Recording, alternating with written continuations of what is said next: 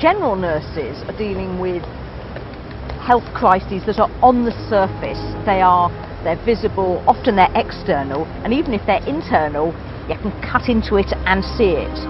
Whereas mental health nurses, by definition, are dealing with stuff in your mind which is completely invisible. It is the only way of accessing that is through communicating.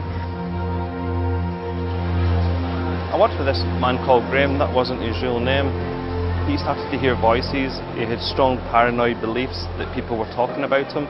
He had to come into hospital, and the main way of actually helping overcome that loneliness and isolation as a result of his experiences was to really enter his world, to develop a shared model, a shared understanding of how these experiences shaped his beliefs and how that made him feel both emotionally and how he reacted behaviourally by avoiding a whole range of situations. It makes me feel really good actually, and it gives me a tremendous source of satisfaction that actually by relating to somebody, by understanding somebody, that you can actually empower them and help them recover.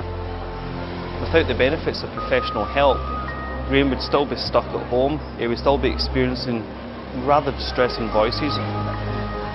So what may sound like and look like just a very low-key conversation is often a very highly skilled therapeutic intervention. I met Jo in a secure service, and at that time she was very unwell, and she was suffering from schizophrenia. She was very disturbed by voices. Eventually we got to a stage where her symptoms were under control.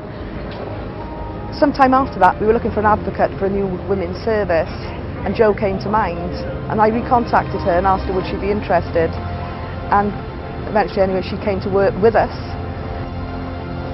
She said that's what kept her alive, that's what kept her going, that somebody had hope and a belief that actually things could get better. So I think one of the most important things is holding on to that hope for people when everything feels so hopeless. I think one of the most helpful descriptions of how mental health nurses work with patients is about being alongside them. And that sounds almost passive and almost simple, but it is enormously demanding and complex and requires a whole batch of both professional and personal qualities. There was a lady who had late-stage dementia. She was totally dependent with all her activities of living. You know, she needed feeding, she needed help with dressing, and she hadn't spoken for at least 10 years. She suddenly just spoke to me in the bathroom while she was in the bath.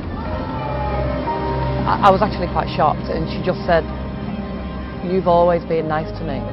You've always been respectful and lovely to me." She said, "I'll never forget you." And then she died 2 days later. Well, for me, mental health nurses are really at their most heroic when I have gone into meltdown and I've just lost all perspective and all hope and all motivation, and I just want out.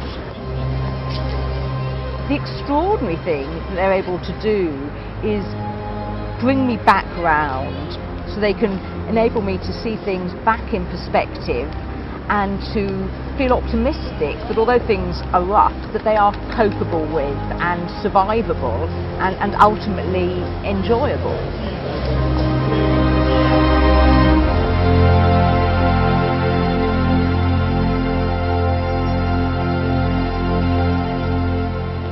Well, it's very unfashionable to say they're angels, but I think they are.